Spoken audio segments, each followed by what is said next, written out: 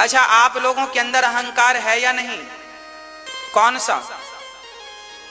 आप लोगों के अंदर कौन सा अहंकार है? मैया आपके अंदर अहंकार है? नहीं नहीं। मैया आपके अंदर अहंकार है? नहीं। मैया आपके अंदर अहंकार है? नहीं। मैया आपके अंदर अहंकार है? नहीं। फिर तो आप भगवान को पा जाएंगे जल्दी से, क्योंकि आपके अंदर तो अहंकार है ही नहीं। अहंकार क्या है वो भी सुनो। अहंकार ये भी है, आप कहती हो ये मेरा बेटा है, ये मेरी बेटी है, ये मेरा पति है, ये मेरी पत्नी है, ये मेरा घर है, ये कहना, ये स्वीकार करना भी अहंकार है। आप ये ना कहा करो कि ये मेरी पत्नी है, मेरा पति है, मेरा बेटा है, मेरी बेटी है, मेरा घर है, मेरी दुकान है। आप ये कहा करो कि सब कुछ भगवान का है और हम तो भगवान के हैं, बस इतना सा परिचय हो। ये सब भगवान का है और हम, बस इतना परिचय हो। इतनी सारी लंबा पहाड़ा पढ़ने की जरूरत नहीं है। सब लोग यही पहाड़ा पढ़ते चले आ रहे हैं, ये मेरा है, ये मेरा। आपके दादा परदादा भी यही पहाड़ा पढ़ रहे थे। अच्छा, हमारी और आपकी हैसियत कितनी है? एक सज्जन बोले, महाराज जी अभी हमने बहुत बड़ा मकान बनाया है, 5000 गज में मकान बनाया, बहुत बड़ा बढ़िया सा पार्क भी बनाया है, बढ़िया बड़े बड़े कमरे बनाए, आप आना हमारे घर। वो ले गए हमें और दिखाया, अरे महाराज जी ये देखो हमारा घर, और सब व्यवस्थाएं थी, आलीशान घर था। अब तो उनकी छाती यूं थी, मेरा घर इतना बढ़िया, ठीक है।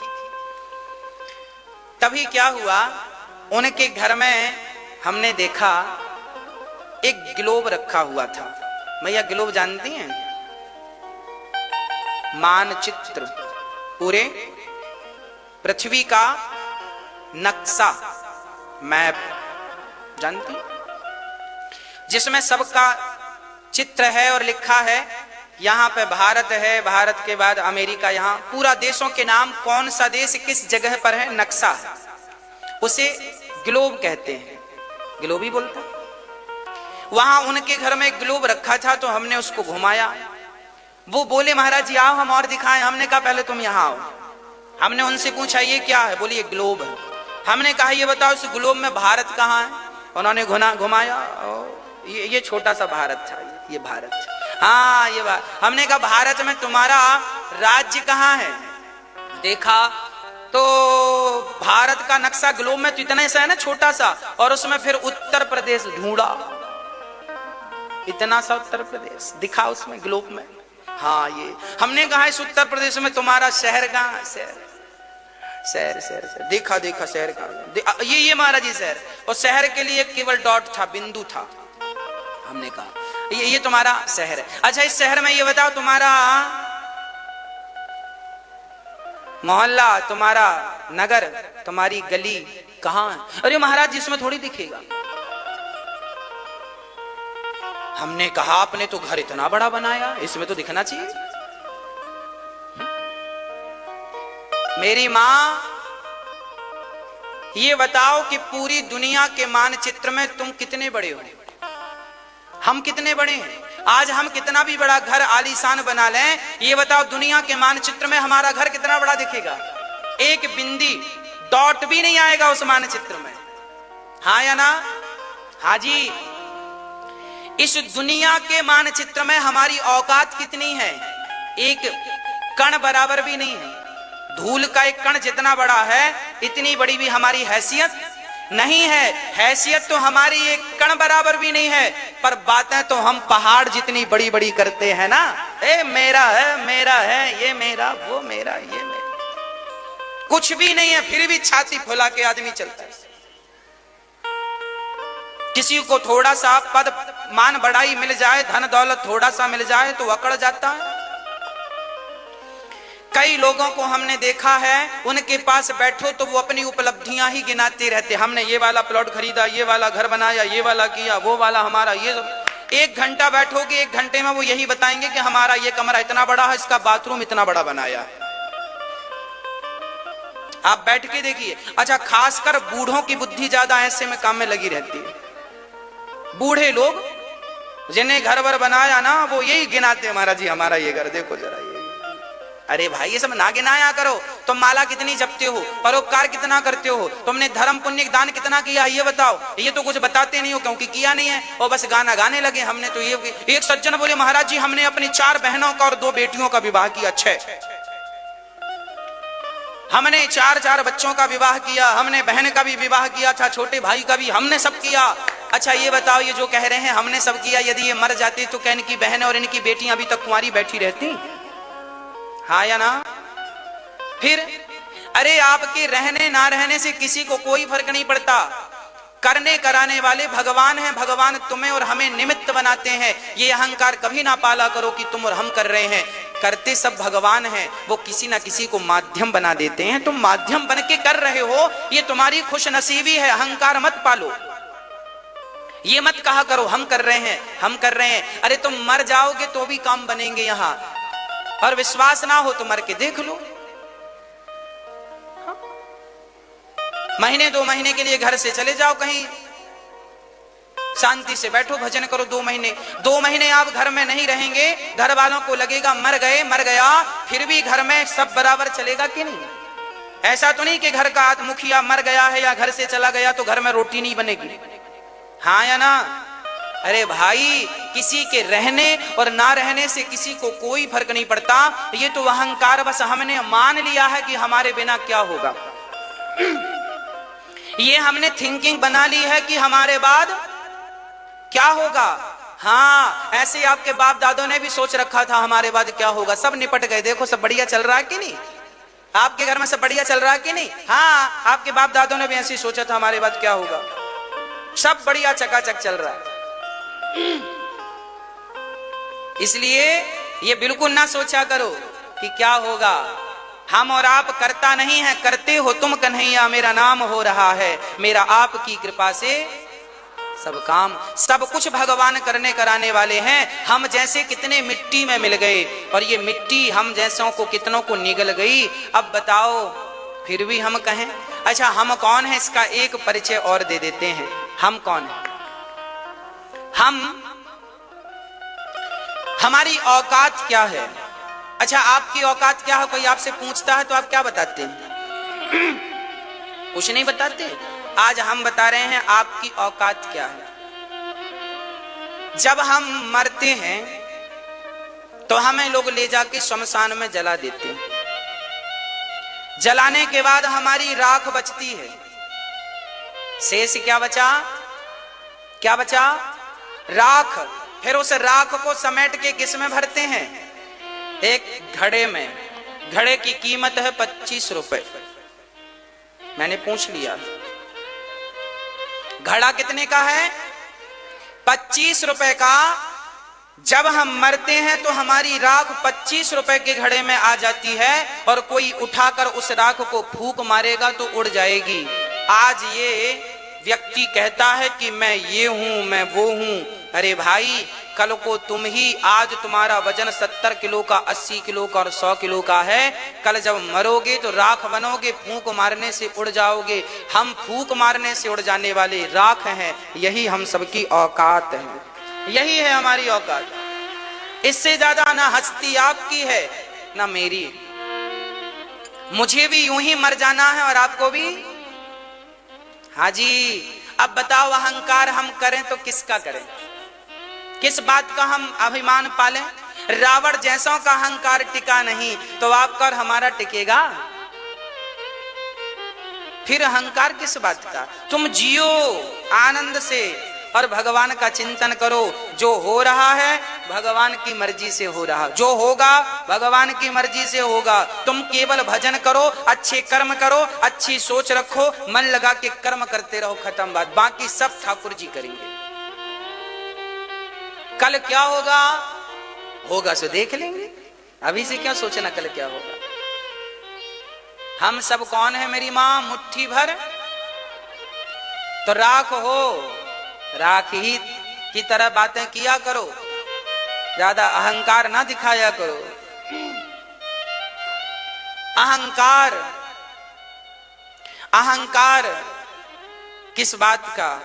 एक गांव में एक लड़की नहीं, याद रखना आपके भाग्य में सब कुछ है, पर कई बार हम उस जगह तक पहुंचने के लिए हम मेहनत नहीं करते, कर्म नहीं करते, विश्वास नहीं रखते, हार जाते हैं।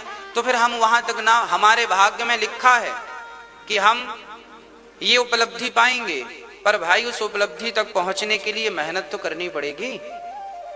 हमारे भाग्य में बहुत कुछ लिखा होता है, पर हमें मिलता वही है।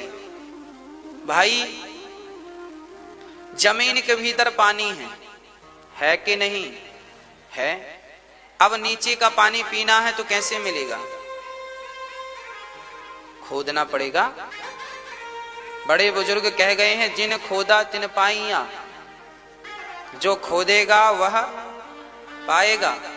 जिन खोदा तिन पाइया, जिनने खोदा है उनने पानी पाया है। अर्थ क्या हुआ? जिसने जीवन में संघर्ष किया है, मेहनत किया है, बिना हारे बिना थके चले हैं, वो उपलब्धि पाएंगे। फिर वो भाग्य के नाम पर रोएंगे नहीं कि हमारे तो भाग्य में ही नहीं था। आज हमारे नौजवान बच्चे भी कई बार रोते हैं कि हमारे भाग्य में नहीं है, नहीं था ना। ऐसा नहीं है, ऐसा कुछ नहीं है कि जो आपके भाग्य में ना हो। प्रधानमंत्री बनना भी आपके भाग्य में है, और राष्ट्रपति बनना भी आपके भाग्य में है, और मंगल ग्रह तक जाना भी आपके भाग्य में है। बहुत बड़ा डॉक्टर बनना भी आपके भाग्य में है, बहुत बड़ा साइंटिस्ट बनना भी आपके भाग्य में है, बहुत बड़ा एडवोकेट बनना भी आपके भाग्य में है, बहुत बड़ा जज बनना भी आपके भाग्य में है। सब कुछ आपके भाग्य में है, पर भाग्य की वो रेखाएं तब जाकर के सफल होती हैं जब हमारी मेहनत इतनी हो कि सिर का पसीना जाकर पांव में टपक जाए। बस वो मेहनत यदि आप कर पाए तो हर भाग्य आपका साथ देगा। हर राह में मंजिल है, ऐसी कोई राह नहीं है जिस राह में मंजिल ना। आप एडवोकेट की राह से जाएं तो वहां भी सफलताएं, आप डॉक्टर की राह से जाएं तो वहां भी सफलताएं हैं। आप छोटे से व्यापारी हैं, छोटा सा काम काज है, छोटी सी दुकान है, उसी में मन लगा कि और बड़ा करें तो छोटे से व्यापारी से लोग बड़ा व्यापारी बन जाते हैं। कहने का अर्थ ये है कि भाग्य पर रोने वाले वो लोग होते हैं जो कर्म नहीं करते। भाग्य पर रोने कौन बैठता है? हमारे तो भाग्य में नहीं था। भाग्य पर वही लोग रोते हैं जो कर्म करना नहीं जानते। यदि आपने बड़ी मेहनत की होती, कड़ा प्रयास किया होता, तो सफलता आपके कदम चूमती। इसलिए जो व्यक्ति असफल हुए हैं उन्हें एक बार फिर खड़ा होकर के हिम्मत करके आगे चलना चाहिए। मुझे विश्वास है कि हमारे भारत के युवा, हमारे भारत के बच्चे, आप सभी सफल होंगे। बस मेहनत करिए और मेरे श्याम सुंदर पर पूर्ण विश्वास रखिए। यदि आपने विश्वास रखा है तो आपके रास्ते में जितना बाधा है, रास्ते में जितनी भी बाधा है, बाधाओं के दरवाजे ताले वैसे ही टूट जाएंगे जैसे वसुदेव जी के ताले जेल के अपने आप टूट गए और श्याम सुंदर को लेकर वो पहुंच गए, भगवान तक पहुंच गए। श्री वसुदेव जी कहां पहुंच गए? भगवान को लेकर पहुंच गए। माता यशोदा के पास कृष्ण को रखा, कन्या को लिया, वापस आए तो माया ने फिर जकड़ लिया। माधव को लेकर चलोगे तो बंधन से मुक्ति मिलेगी, और माया को लेकर चलोगे तो बंधन ही मिलेगा। इसलिए माया नहीं, माधव भगवान का साथ हो। और जब भगवान का उत्सव मनाया गया, सारे ब्रजवासी झूम झूम के नाचने लगे। नंद बाबा ने अपना सारा खजाना लुटा दिया, सोना चांदी हीरा मोती बरसाए, इतना धन लुटाया नंद बाबा ने कि चमच गई सोना चांदी की। रास्तों में सोना ही सोना भरा है, पूरा रास्ता। सामान्य जगह तो कीचड़ होता है, कीचड़, पर नंद महल के आसपास की जो गलियां थी वहां सोना चांदी हीरे मोती का कीचड़ था। सारे ब्रजवासी सोना चांदी ले तो गए, पर बाद में उनको पता चला कि सोना चांदी हीरा मोती से ज्यादा कीमती एक और हीरा है। लोगों ने कहा कौन सा? जाकर नंद भवन में देखा तो श्याम सुंदर मुस्कुरा रहे थे, और जिसकी तरफ देखकर कन्हैया मुस्कुरा देते बस वो तो अपने हाथ से सोना चांदी छोड़ करके बस भगवान की तरफ टकटकी लगाकर देखता, और जब भगवान से नजरें मिल जाती तो फिर उनके बाद किसी को देखने की जरूरत ही नहीं है। भगवान को पा लेने के बाद सोना चांदी हीरे मोती की वही वैल्यू है जो आपके लिए धूल और मिट्टी की वैल्यू है। भाई आपके हाथ में एक मुट्ठी रेत दे दी जाए, उस एक मुट्ठी रेत की आपके लिए क्या वैल्यू है, क्या कीमत है? हाथ में आप बालू लेंगे, आप अभी सड़क में खड़े होकर बालू अपने हाथ में लीजिए, उस बालू को आप थोड़ी देर देखेंगे, फेंक देंगे, आगे बढ़ जाएंगे, क्या मूल्य है उसका? कोई मूल्य नहीं है। उसी तरह भगवान के सामने संसार के विषयों का, संसार के सुविधाओं का, सोना चांदी का कोई मूल्य नहीं। ब्रजवासियों ने सब छोड़ दिया, बस टुकुर टुकुर वो भगवान को देखते। प्रभु हमारा तो धन यही है, यद वैष्णवानाम धनम, भक्तों का धन तो भगवान है। भक्तों का धन कौन? भक्तों का धन हमारो धन राधा, श्री राधा श्री राधा। अच्छा, मीराबाई भी गाती हैं, पायो जी मैंने राम रतन धन। मीराबाई राम को धन मानती हैं और ब्रज के भक्त राधा नाम को धन मानते हैं। तो वैष्णवों का भक्त तो भगवान का नाम है। हमारा असली धन क्या है? हमारा असली धन क्या है? भगवान का नाम। इसलिए जितना अधिक से अधिक हो सके आप भगवान का नाम जपा करो। जो भगवान का नाम जप रहे हो वही तुम्हारे हीरे और मोती हैं। जितने तुमने नाम जपे हैं उतने ही हीरे मोती तुम्हें मिलेंगे। और यदि तुम संसार के टुकड़े ही समेटते रहे तो फिर ना घर के रहो ना घाट के रहो। जिनके पास बहुत दौलत थी वो दौलत समेटने वाले जब मरे तो याद रख सिकंदर के हौसले तो वाली थे, जब गया जमी से तो दोनों हाथ खाली थे। सब खाली है, कुछ भी हाथ नहीं लगा। अब तो उत्सव चालू, ब्रजवासी बधाई दे रहे हैं। कितना सुंदर श्रृंगार ठाकुर जी का है ना। आंखें बड़ी बड़ी कन्हैया की, कजरारे से नयन, नैन तुम्हारे कजरारे। बाल कैसे हैं? और घुंघराले बाल। भगवान के बाल इतने सुंदर थे। करवट बदली तो मैया ने उत्सव रखा, भगवान को छकड़े के नीचे सुलाई दिया और सकटा सुरा के बैठ गया गाड़ी में। और जब जागे भगवान तो एक लात जमाई, गाड़ी ऊपर गई और सकटा सुर जाके कंस के द्वार पर गिरा। सकटासुर का तो उद्धार हुआ, गाड़ी धड़ाम से नीचे गिरी। जितना सामान गाड़ी पे रखा था सब टूट गया। दूध दही के मटके रखे थे सब टूट गए। अर्थ क्या निकला? भगवान ने गाड़ी में लात क्यों मारा? क्योंकि मैया यशोदा भगवान को नीचे लिटाती। कई बार हम लोग यही गलतियां करते हैं। गलती यह करते हैं कि हम लोग अपने काम को ऊपर कर लेते हैं और भगवान को नीचे कर देते हैं। अपनी वाहवाही लूट लेते हैं, अपने नाम अपनी उपलब्धि कर लेते हैं, भगवान को कुछ मिलता ही नहीं। आप कहते हैं, देखो आज मैं आपको बहुत बढ़िया बात बताऊं, आपके जीवन में जो भी उपलब्धि आपको मिले उस उपलब्धि का पूरा आप भगवान को जिम्मेदारी दें। प्रभु आपके बदौलत, मेरी मेहनत नहीं, आपकी कृपा की बदौलत मैंने ये उपलब्धि पाई। उस उपलब्धि को आप ना रखकर बिहारी जी के चरणों में रखोगे तो वह उपलब्धि टिकी रहेगी। योगक्षेमम वहाम्यहम्। भगवान गीता में वचन देते हैं कि जो भी मेरी शरण में है उसे मैं महान तो बनाता हूं, पर उसकी महानता की रक्षा भी मैं ही करता हूं। अच्छा, आपको आज धन दे दिया भगवान ने, तो जरूरी थोड़ी है कि साल भर बाद भी आपके पास इतना ही धन रहेगा, क्योंकि कई लोग ऊपर से नीचे आ जाते हैं। जब आप भगवान की शरण में जाएंगे तो भगवान धन देते भी हैं और दिए हुए धन की स्वयं रक्षा भी करते हैं, ताकि मेरे भक्त का उत्कर्ष बना रहे, इसका कभी पतन ना हो। योगक्षेमम वहाम्यहम्। ये यथा माम प्रपद्यन्ते तांस तथैव भजाम्यहम्। जो मुझे भजता है उसका योगक्षेम, योगक्षेम का मतलब है, योग का अर्थ है दिया हुआ धन और क्षेम का अर्थ है उस दिए हुए धन की रक्षा। तो योगक्षेमम वहाम्यहम, तुम्हारे धन की रक्षा भी मैं करूंगा यदि तुम मेरे में समर्पण करते हो तो। इसलिए आपके जो पुत्र हैं इन पुत्रों की सुरक्षा आप थोड़ी करेंगे, भगवान को सौंप देंगे तो वही आपके पुत्रों की रक्षा भी करेंगे, वही आपके परिवार की रक्षा भी करेंगे। हम तो सीधा कहते हैं सब भगवान को सौंप देने से फायदा है, सब ज्यों का त्यों बना रहेगा बढ़ते क्रम में। कब? जब भगवान से संबंध होगा तब।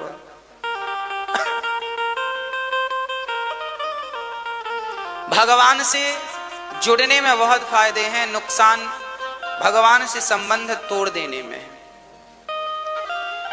भगवान को नीचे नहीं, भगवान को ऊपर बिठाइए। भगवान को सबका श्रेय भगवान को देना चाहिए। नाथ आज मैं बोल पा रहा हूं, आज मेरी वाणी है, ये वाणी जो मेरी है, हम आपको निरंतर कथा सुना रहे हैं।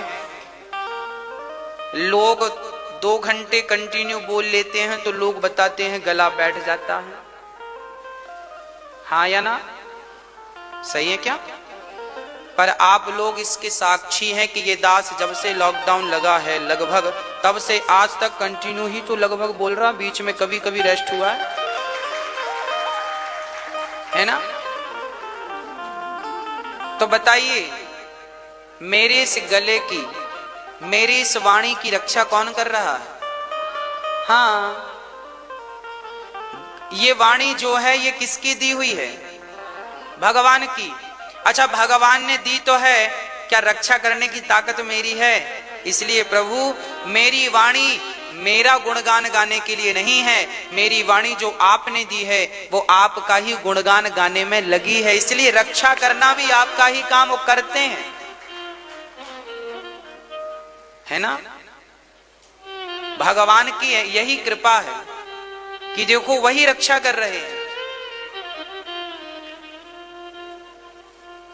जब से कोरोना काल चालू हुआ है तब से कंटिन्यू आपको कथा सुनाने की सेवा बिहारी जी ने दी है, चल रही है। इस सेवा को दिया भी बिहारी जी ने है और इस सेवा की रक्षा करने वाले भी बिहारी जी हैं। यही है योगक्षेम।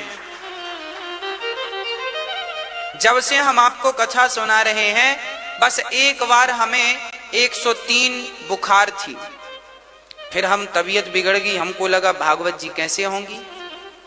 5-6 महीने पुरानी बात बोल रहा हूं, जब आप लोग घर में ही बंद थे, कस के लॉकडाउन लगा था, तब की बात। तब हम कथा सुना रहे थे आपको, टीवी के माध्यम से आप लोग सुन रहे थे घर में। तब एक दिन अचानक हमारी तबीयत बिगड़ गई थी, 103 बुखार था, बड़ी कमजोरी थी, पानी भी नहीं पिया जा रहा था, गर्मी का मौसम था, कड़ी बुखार थी, हिम्मत नहीं थी आंख खोलने की, बीमार पड़ गए थे। सोच रहे थे बिहारी जी कि आज कथा नहीं कह पाएंगे, पर 2:30 बजते बजते बजते बजते अपने आप बिहारी जी ने ठीक किया और कथा भी आपको हमने बराबर सुनाई। आपको महसूस नहीं हुआ होगा कि हमें बुखार है, तबीयत खराब है, जबकि उस समय शरीर 103 टेम्परेचर था, तापमान था, जल रहा था शरीर, पर फिर भी बिहारी जी ने रक्षा की। और दूसरे दिन से तो फिर कथा सुना के गए, बिल्कुल स्वस्थ हो गए, पता ही नहीं चला कि शरीर कभी बीमार भी था। अर्थात जब भगवान में समर्पण होता है तो आपके तन की, मन की, बुद्धि की, परिवार की, आपके संकल्पों की भी, विचारों की भी रक्षा भगवान ही करते हैं। यही है समर्पण। मेरे तो गिरधर गोपाल दूसरों ना, बस ये चीज कहने में ना आए, आ जाए भीतर से, फिर देखना कमाल। मैंने आपको कई बार कहा है कि मेरे बिहारी जी से जो मैं कह देता हूं, बिहारी जी बहुत जल्दी सुन लेते हैं। पता नहीं आपका सोचा हुआ पूरा होता है कि नहीं, पर मैं जो सोच लेता हूं ना, बिहारी जी बहुत कम समय में बहुत जल्दी पूरा कर देते हैं। ये बिहारी जी की कृपा है। और बिहारी जी, सच कहता हूं, आपको कथा भी दास को माध्यम बनाकर मुझे लगता है बिहारी जी ही स्वयं इस वाणी में समाकर स्वयं बिहारी जी आपको कथा सुनाते हैं। इसलिए योग, ये बात गीता में लिखी है, योग क्षेमम वहाम्यहम्। जो शास्त्रों में लिखा है ना मेरी माँ, ये दास अनिरुद्ध उन्हीं वचनों को जीने का प्रयास करता है। पहले गीता में लिखा है कि भगवान पर भरोसा करो, लिखा है ना, हमने समझ लिया ना, अब कर लो, बस खत्म कर लो। बिहारी जी ही सब करने कराने वाले हैं, दूसरा कोई नहीं है। जो करेंगे भगवान करेंगे, अच्छा करेंगे तो भगवान, जो आपको लगेगा ये बुरा है वो बुरा नहीं है, वो भी भगवत कृपा से ही होता है। इसलिए पूर्ण रूप से समर्पण भगवान, कर्म करो। मैं बीच में रेस्ट नहीं, अभी पिछली कथा पूरी हुई, उसके पहले कथा थी राम कथा के बाद फिर भागवत शुरू हो गई, और उसके बाद भी एक दिन का गैप नहीं था, फिर ये कथा शुरू हो गई। हम बीच में गैप नहीं करते ना, कम से कम करते हैं ना, इसलिए क्योंकि हम कर्म करने पे विश्वास रखते हैं। भगवान कहते हैं कि जब तुम कर्म करोगे तब मैं तुम्हारा साथ दूंगा। अब तुम घर में बैठ जाओ तो भगवान कैसे साथ देंगे? इसलिए कर्मण्येवाधिकारस्ते मा फलेषु कदाचन, तू कर्म कर, फल की इच्छा मत कर। इन गीता के वचनों को मैं जीता हूं मेरी माँ, इन गीता के वाक्यों को मैं केवल सुनता नहीं हूं, केवल सुनाता नहीं हूं, इनको प्रैक्टिकली जीवन में चरितार्थ करता हूं।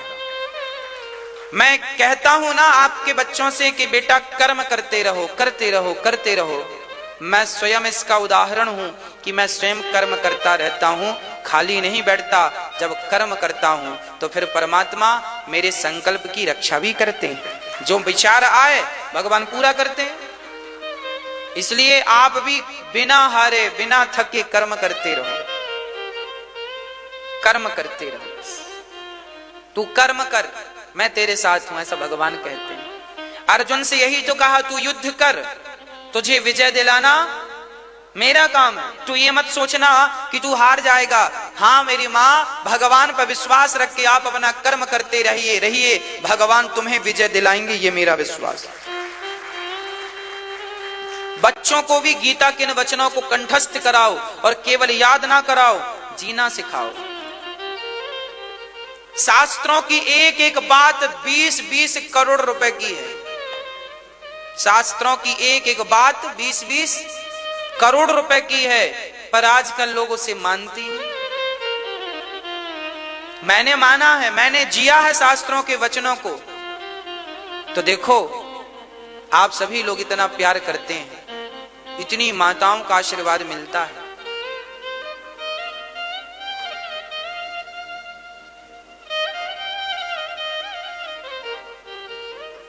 मैं जब छोटा था तब मैं सोचा करता था कि ये छुआछूत जातवाद मैं कैसे मिटाऊंगा, कैसे मिटाऊंगा। मेरे अंदर एक ही सपना था कि मेरा पूरा भारत एक मिलकर रहे, किसी के प्रति किसी के अंदर नफरत ना हो, किसी के प्रति किसी के अंदर घृणा ना हो, सब प्रेम से रहें। और मैं अपने गांव में जब गरीबों को देखा करता था तो तब तो छोटा ही था, पर ये विचार आता था कि हे भगवान, इन्हें भी खूब धन दो, इन्हें भी खूब अमीर बनाओ, ताकि ये भी बहुत अच्छे से अपना जीवन यापन कर सकें। मैं सोचता था कि कैसे मैं अपने देश की व्यवस्थाओं को ठीक करने में अपनी भूमिका निभाऊंगा।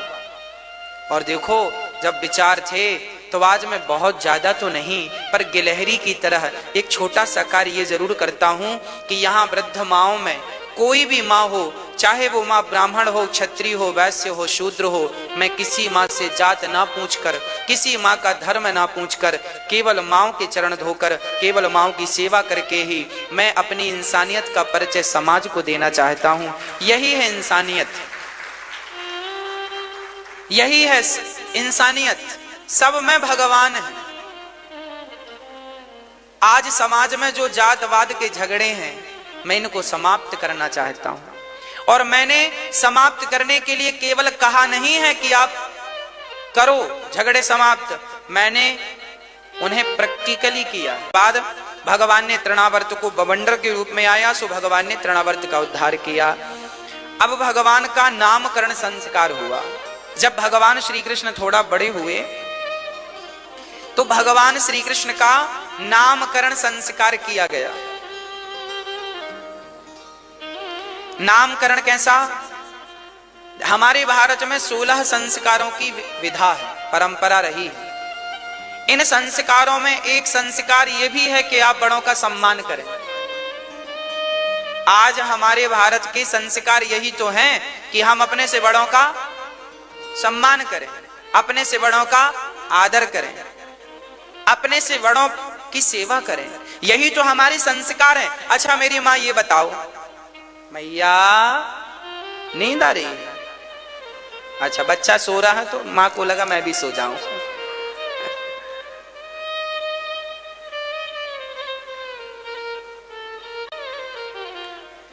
अच्छा मैया ये बताओ, मैं पढ़ लिख कर बहुत बड़ा एडवोकेट होता, मैं पढ़ लिख कर बहुत बड़ा जज होता, मैं पढ़ लिख कर बहुत बड़ा साइंटिस्ट होता, तो क्या मैं इतनी माओं की सेवा कर पाता? नहीं कर पाता ना। तो क्या यह जरूरी है कि सेवा करने के लिए बहुत पढ़ा लिखा होना चाहिए? बोलो। आपके अंदर बहुत योग्यता है, अच्छी बात है, भगवान करें आप सब योग्य बने, आपके बच्चे बहुत योग्य हों, परंतु उस योग्यता में कहीं एटीट्यूड ना आ जाए, क्योंकि आजकल जो जितना योग्य है उसी उतना ही अहंकार है। हाँ या ना? ये क्यों हो रहा है? आज आपके बच्चे जितने अधिक पढ़े लिखे हैं मेरी माँ, बहुत कम ऐसे बच्चे हैं जो पढ़ लिख कर अहंकारी नहीं बनते। नहीं तो आजकल तो पहले अहंकार, हम तो पढ़े लिखे। और पढ़ा लिखा बच्चा अपनी माँ के पांव 4 लोगों के बीच में नहीं पढ़ सकता, उसे शर्म आती है। हाँ या ना? आज भारत में बहुत सारे बच्चे ऐसे हैं जो 4 लोगों के बीच में अपनी माँ के पांव पढ़ने में शर्माते हैं, लज्जाती है। वो पढ़ते भी हैं पांव तो अंदर से यही फील होता है कि मैं तो इतना पढ़ा लिखा हूं, इतना योग्य हूं। अरे बेटा, तुम कितने भी योग्य बन जाओ, कितने भी इंटेलिजेंट हो जाओ, क्या मां का ऋण चुका सकते हो? इसलिए देखो मेरी मां, एक होती है कृतज्ञता और एक होती है कृतघ्नता। आज मैं दोनों में अंतर समझाता हूं। एक होती है कृतज्ञता व्यक्त करना और एक होती है कृतघ्नता, कृतघ्नि बोलते हैं, और एक होता है कृतज्ञ। अच्छा, कृतज्ञ किसे कहते हैं? जिस मां ने हमें जन्म दिया है उस मां को भगवान की तरह पूजना, यह कृतज्ञता है। यह क्या है मेरी मां? और जिस मां ने तुम्हें पैदा किया है उस मां को हाथ पकड़ के घर से निकाल देना, यही बच्चे की कृतज्ञता है। समझ रहे हैं? कृतज्ञता और कृतघ्नता। तो हमें अपने माँ बाप का कृतज्ञ बनना है, कृतघ्नि नहीं होना। इसलिए बच्चे बहुत योग्य बने, बहुत पढ़े लिखे हों, बहुत बड़ी पोस्ट पर जाएं, पर अपने माँ बाप की सेवा करते रहें, उस हाल में भी तो नुकसान क्या है? आप बहुत योग्य बनिए ना। क्या राम जी कम योग्य थे? इतने योग्य थे राम जी, क्या उन्होंने इस योग्यता में अपनी माँ को भुला दिया कि नहीं अब तो मैं खुद माँ से? आजकल के बच्चे कहते हैं मेरी माँ क्या जानती है, मैं तो खुद पढ़ा लिखा हूं। तुम इतने पढ़ लिख गए कि अपनी माँ को, अपने पिता को बेवकूफ समझने लग गए। वाह, इतना भी मत पढ़ लो कि बेवकूफ समझने लगो। इसलिए दास अनिरुद्ध ने यह सोचा कि चलो जिन माओं ने बच्चों को जन्म दिया है, जो बच्चे उनके हैं वो सेवा नहीं कर पाते, तो कोई बात नहीं, विधाता ने हमें तो अक्ल दी है, हमें तो बुद्धि दी है, भगवान ने हमें बहुत ज्यादा पढ़ाया लिखाया नहीं है। आपको बता दें, हम बहुत ज्यादा पढ़े लिखे नहीं हैं। हमारी पढ़ाई सुनेंगे तो आप हंसेंगे, सबसे कम पढ़े लिखे हैं हम। हमने पढ़ाई ना के बराबर की है, गणित में तो 00 मिला था। हाँ, परंतु विधाता ने, अब मुझे समझ आता है कि विधाता यदि मैं वही पढ़ता रहता तो मुझे माँ की सेवा का सौभाग्य ना मिलता, वो ना पढ़ सका। लगता है बिहारी जी ने मुझे उस पढ़ाई से अपनी तरफ बुला लिया था। मैं 2006 में वो पढ़ाई छोड़ के 10वीं तक पढ़ा हूं। 10वीं तक पढ़ के फिर वृंदावन आ गया। बिहारी जी ने मुझे शायद इसलिए यहां बुला लिया कि तू वहां पढ़ेगा तो वहीं घूमता रहेगा, फिर तेरी विद्या किसी के काम आने वाली नहीं थी।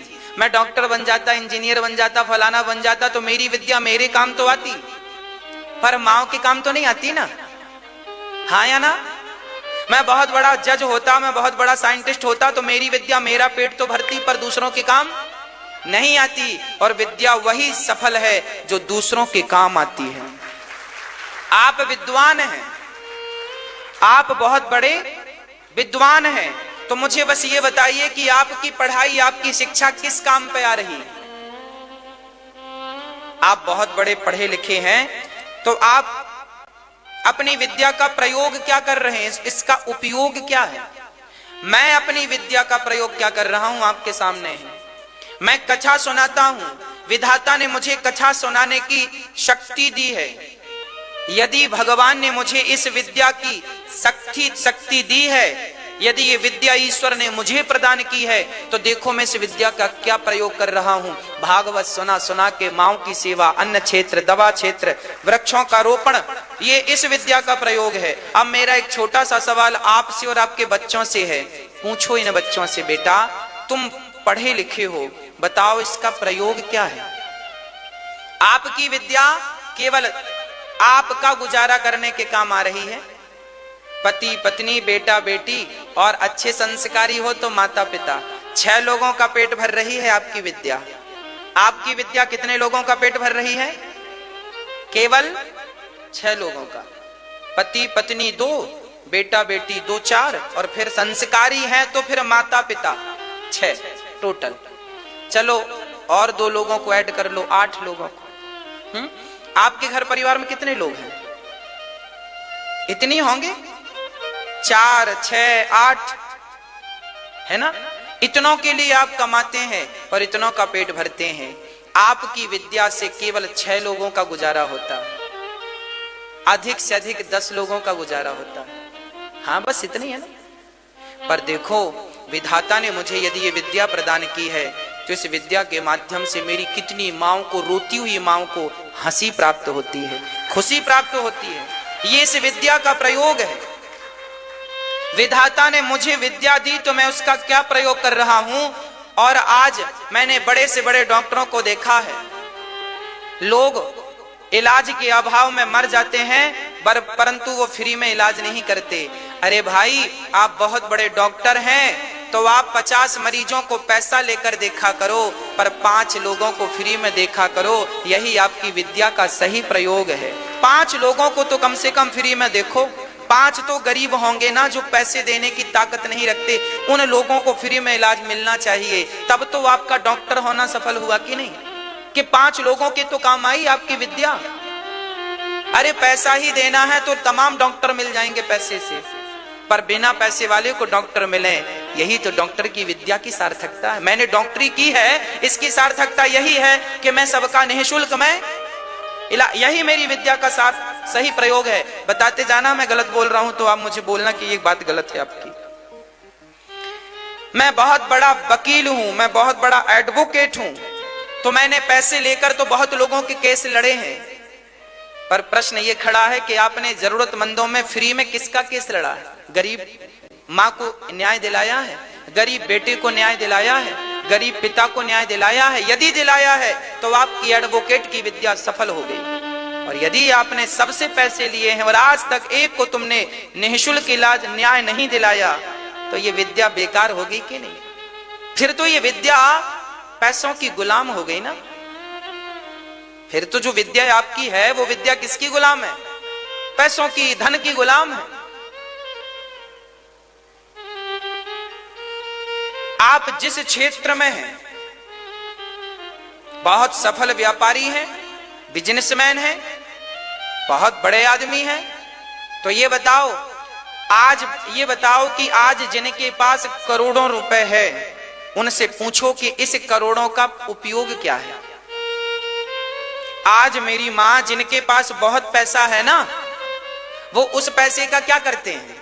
अपने लिए आलीशान कोठी बनवाते हैं, 1-1 लाख रुपए के कुत्ते पालते हैं। ये उनके पैसे का प्रयोग बोल रहा हूं मैं। बड़ी कोठी और बड़े चमचमाते पत्थर लगवाते हैं, इटालियन पत्थर महंगे महंगे।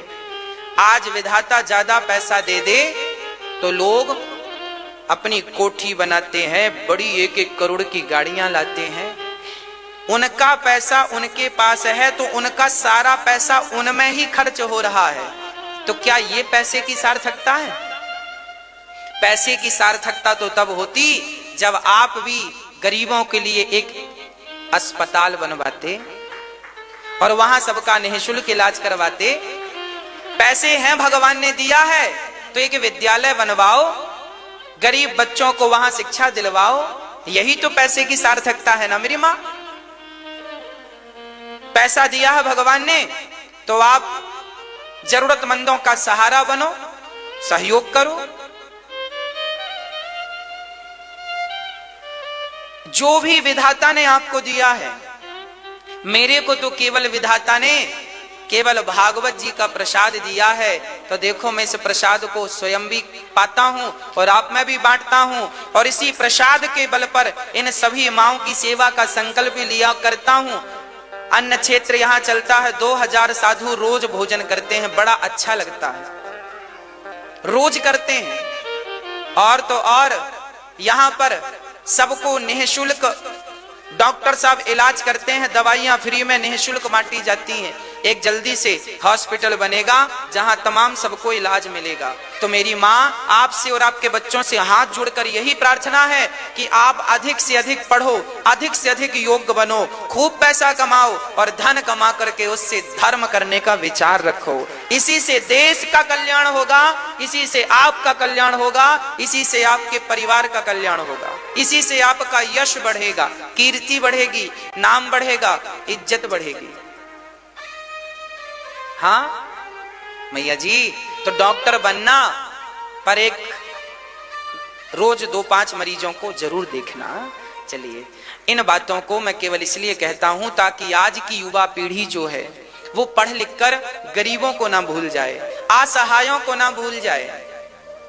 हाँ मेरी माँ, लोग पैसा कमाने के लिए 5 स्टार होटल बनाते होंगे। ये दास ने भी गौरी गोपाल वृद्धाश्रम बनाया है तो उसको भी 5 स्टार होटल की तरह बनाया है ताकि माएं इसमें रह सकें। आप भी आकर देख लेना वो आश्रम कैसा है, वैसा ही है जैसा 5 स्टार होटल होता है। केवल इसलिए बनाया है ताकि हमारी माएं यहाँ रहें तो उनके अंदर से दुआ ही निकले, वो ये ना कह सकें कि हम तो घर में ही अच्छे थे, इससे अच्छे। यहाँ घर से 10 गुनी अच्छी व्यवस्था माओ को देना है, माओ की सेवा करना है, माओ को स्वप्न में भी तकलीफ ना हो, ये भाव रखना है ना। तो सबका अपना अपना भाव है, सबके अपने अपने विचार हैं। अब इसलिए आपसे निवेदन करता हूं कि आओ हम भी मिलजुल करके सेवा करें। आप यदि घर से आप हॉस्पिटल नहीं बनवा सकते, स्कूल नहीं बनवा सकते, कोई बात नहीं। आपका ये भाई, आपका ये बेटा तो सोच रहा है, आप अपना सहयोग यहीं कर दीजिए। आपकी स्वेच्छा से, आपकी सामर्थ्यता से, आप सबके सहयोग से ही तो हम ये सपना देखते हैं। तो आपके यही संस्कार हैं कि अपने माँ बाप की सेवा करो, बड़े बुजुर्गों का सम्मान करो। गर्गः पुरोहितो राजन यदूनाम सुमहातपा ब्रजम जगाम नंदस्य वसुदेव प्रचोदितः। प्रिय भक्तों, श्री गर्गाचार्य जी ने नामकरण संस्कार किया। हमारे संस्कार यही हो कि हम अपने बड़ों का आदर करें। अच्छा, संस्कार हमारे कैसे हों? आज हम समाज में देखते हैं कि बच्चे लोग भीख मांगते रहते हैं। कौन सी भीख? दहेज की भीख। आज ना बहुत सारे बच्चे दहेज मांगते हैं।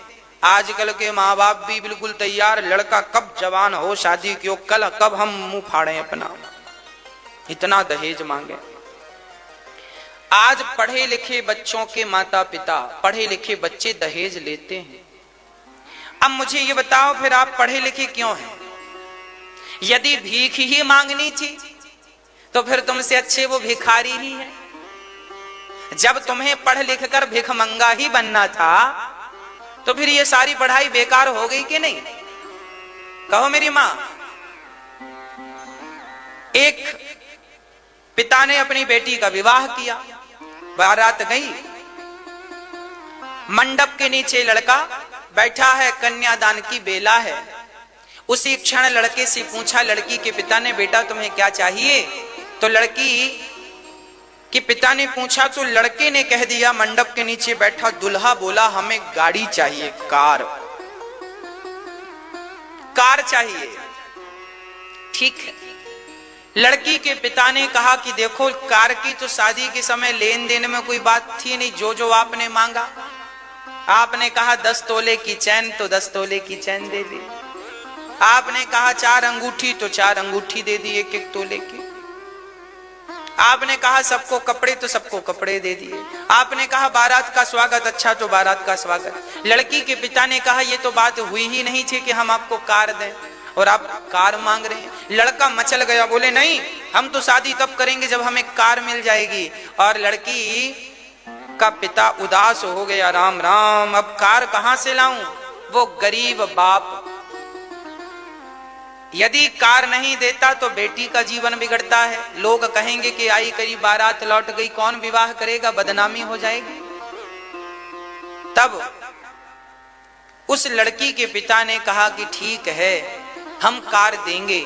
रातों रात उस बूढ़े बाप ने अपना घर गिरवी रख दिया और घर गिरवी रखकर उसने कार खरीदी और दी, ले गया। एक दिन वो अपनी पत्नी को उसी कार में बिठा के बोला, चलो तुम्हें घुमा कर लाते हैं। कार लेकर चला, आगे चले, एक मंदिर था, मंदिर में भिखारी लोग खड़े थे। एक भिखारी बैसाखी लेकर सड़क पार कर रहा था, जिसका एक पांव टूट चुका था, बैसाखी का सहारा था, वो सड़क को पार कर रहा था। तब तक ये साहब अपनी पत्नी को बिठाकर गाड़ी बहुत तेजी से चला रहे थे। पत्नी ने कहा धीरे चलो, धीरे चलो। इन्होंने तो अब दहेज की गाड़ी तो ऐसी चलती है, दहेज की गाड़ी थी, ब्रेक में ध्यान था नहीं, एक्सीलेटर दबाए जा रहा है। सामने अचानक भिखारी आ गया। अब साहब ने ब्रेक में पांव रखा, बिल्कुल घिसटती हुई गाड़ी जाकर भिखारी के पास खड़ी हो गई। बाल बाल बच गया, नहीं भिखारी अभी मर जाता, गाड़ी चढ़ जाती ऊपर।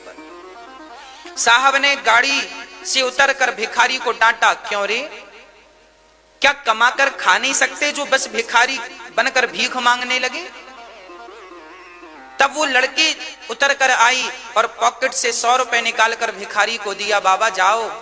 पति ने कहा क्या जरूरत थी तुम्हें 100 रुपए देने की, क्या ये कमा कर नहीं खा सकते, भिखारी बने घूमते हैं? तब उस लड़की ने मुस्कुराते हुए अपने पति से कहा, पतिदेव, इसका तो एक पांव नहीं है, तो भीख मांगना इसकी मजबूरी है, पर आपके तो दोनों पांव हैं, फिर भी तो आपने मेरे पिता से दहेज की भीख मांगी थी ना, इसे तो जरूरत है, मजबूरी में ये भीख मांग रहा है, अपाहिज है।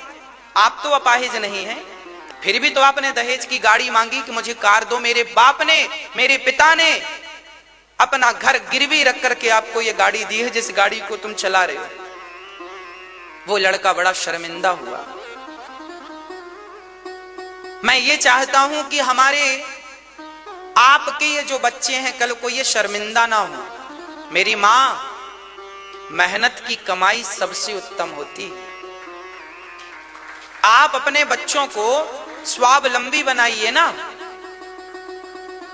अरे भाई, जब मेरी ताकत गाड़ी खरीदने की नहीं है तो मैं गाड़ी खरीदने का सपना ही क्यों देखूं? मैं साइकिल क्यों ना खरीदूं? क्या पहले की पत्नियां साइकिल पे नहीं बैठती थी? क्या पहले साइकिल से यात्रा नहीं होती थी? क्या मोटरसाइकिल से यात्रा नहीं होती? क्या कार ही जरूरी है?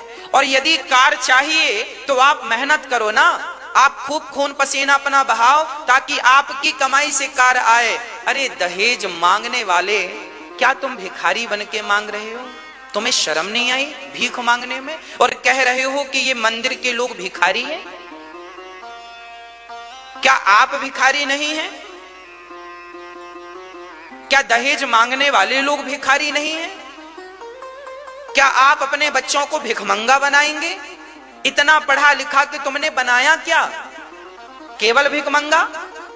तो तुमसे अच्छे तो वो अनपढ़ लोग हैं जो ऑलरेडी भीख मांग रहे हैं, और तुमने इतना पढ़ा लिखा के वीआईपी भिखमंगा बना दिया। शर्म नहीं आई लोगों को? लज्जा नहीं आई? थोड़ी तो शर्म करनी चाहिए। हद होती है बेशर्मी की।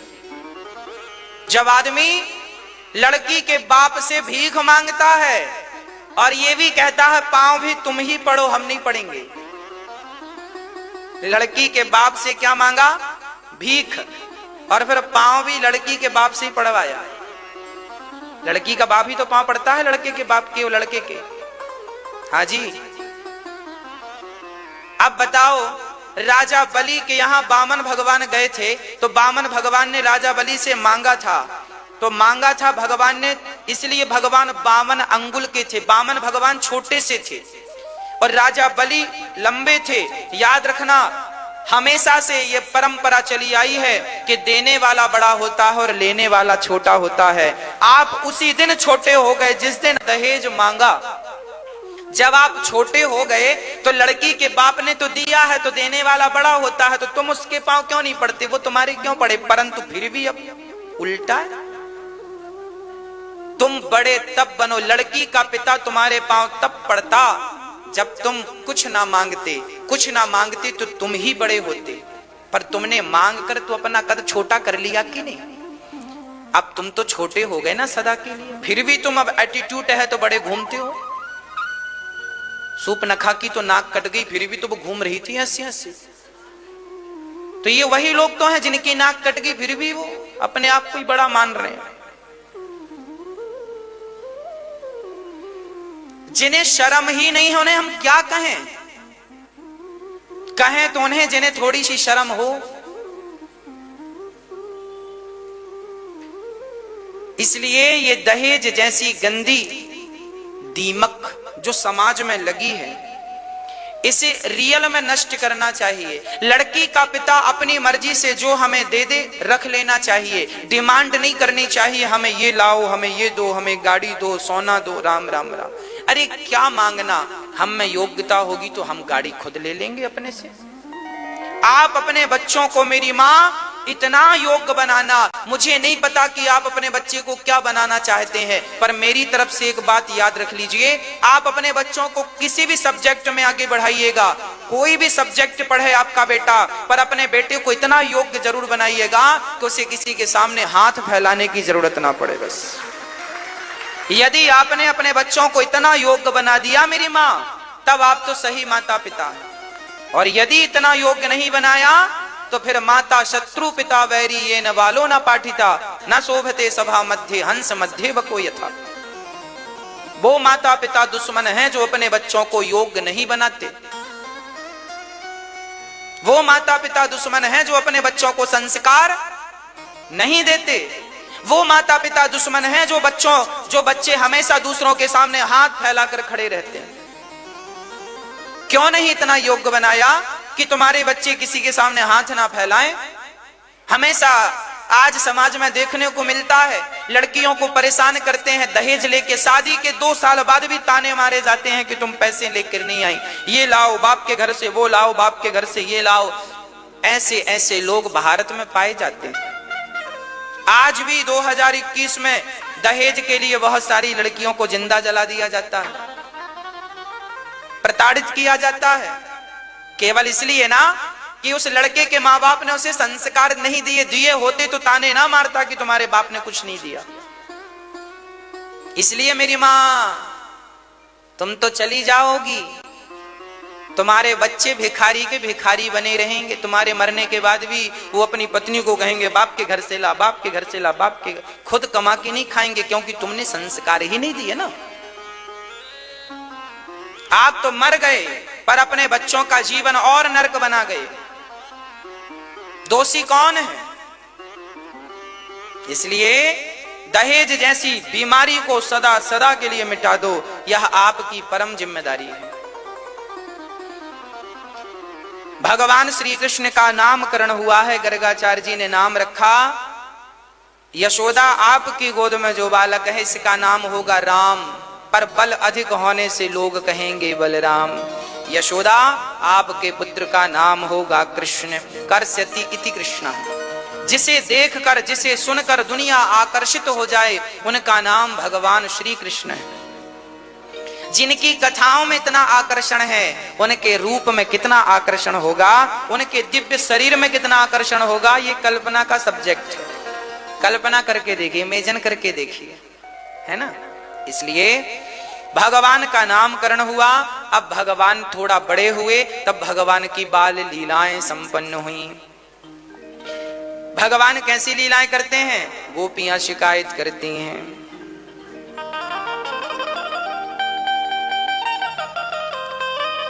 वत्सान मुंचन क्वचिद समये क्रोश संजात हासः स्तेयं स्वादवत्यथ दधिपयः कल्पितैस्तेययोगैः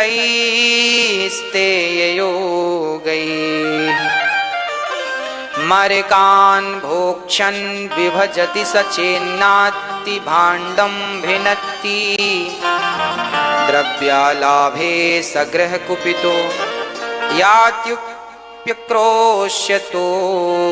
कान्।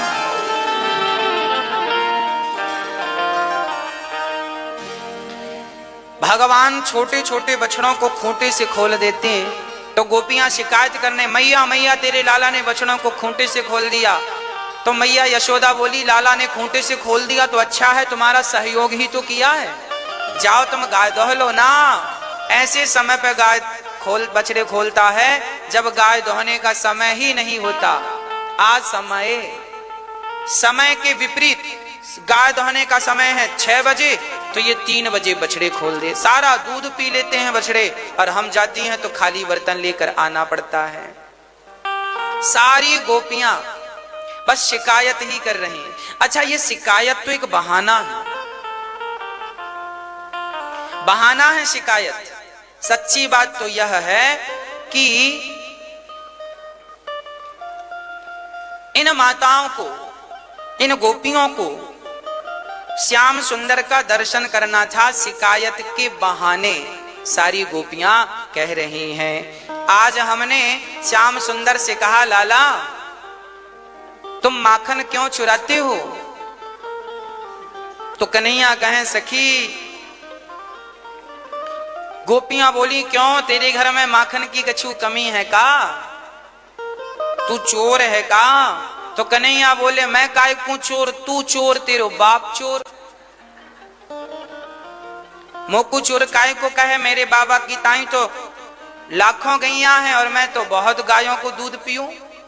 तो गोपियां बोले, दारी के जब तू चोर नहीं है, तेरो बाप चोर नहीं है, तो फिर चोरी करे काय को? तो सखियां जब ये कहें तो कन्हैया कहें, सखी चोरी के मक्खन के स्वाद में आनंद ही कुछ और आए, चोरी को मक्खन तो कुछ और ही स्वाद दे। अब सखियां शिकायत करती हैं, मैया सारा मक्खन ऊपर बांधती हैं छींके पर, तो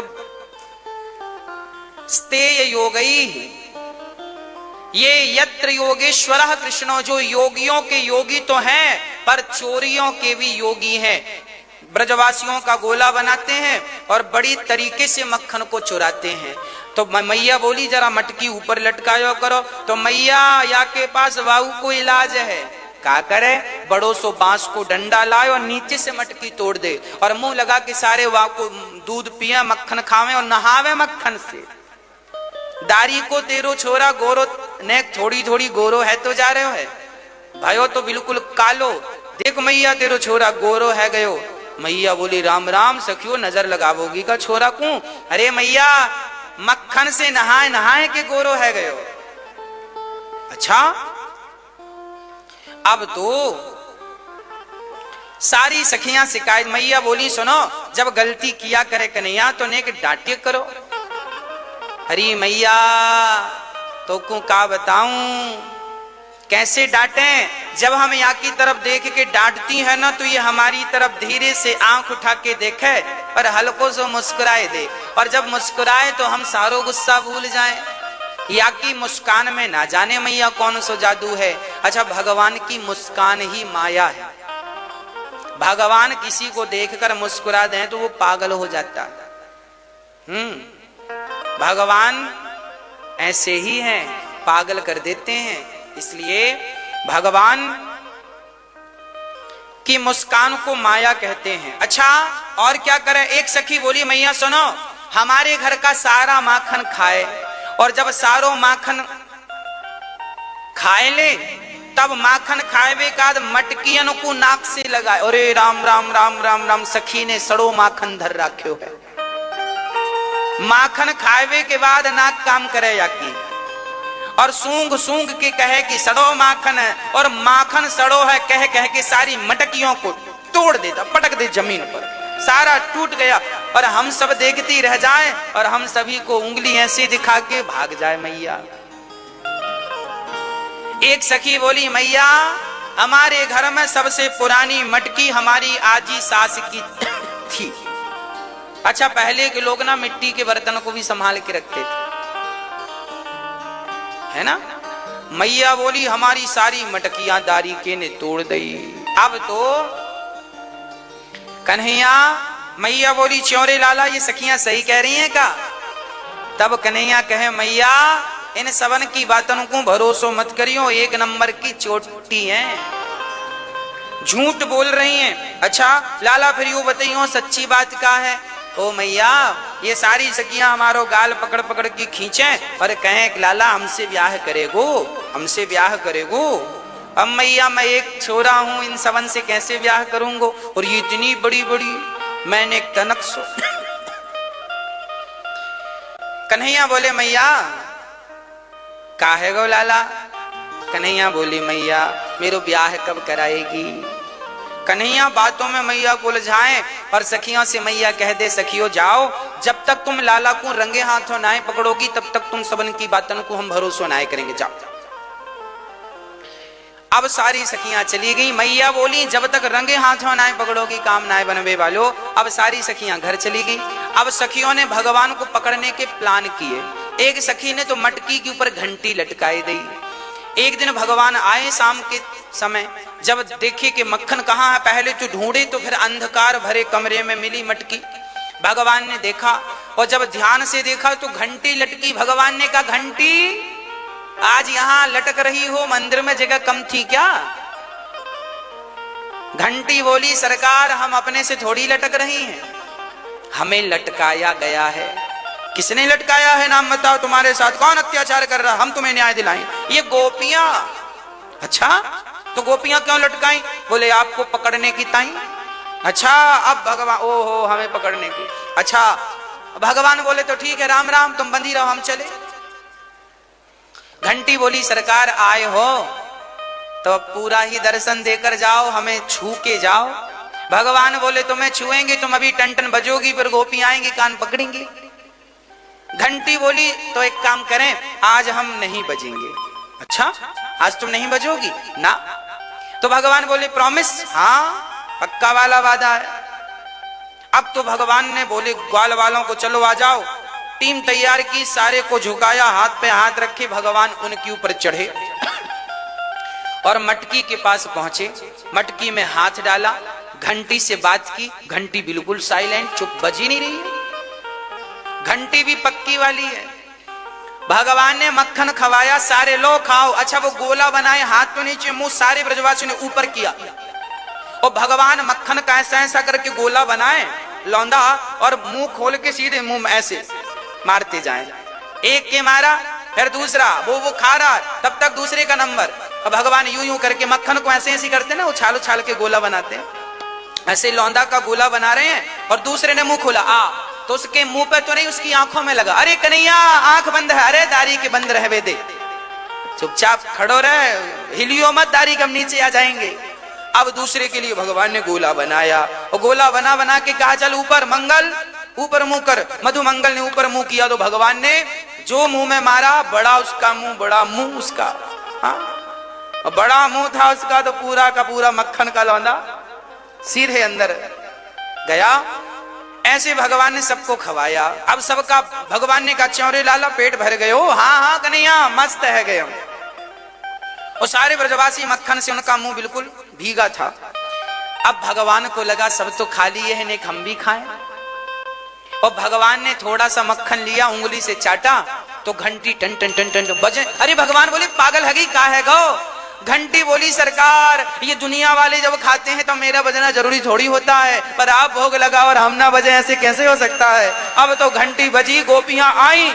जैसे ही गोपियों ने दरवाजा खोला सारे ब्रजवासी भागे। वो कन्हैया मटकी से लटके रह गए। झूला झूल रहे हैं श्याम सुंदर। अब भगवान ने कहा घंटी आज तैने फंसवाई दिया। अब घंटी बोली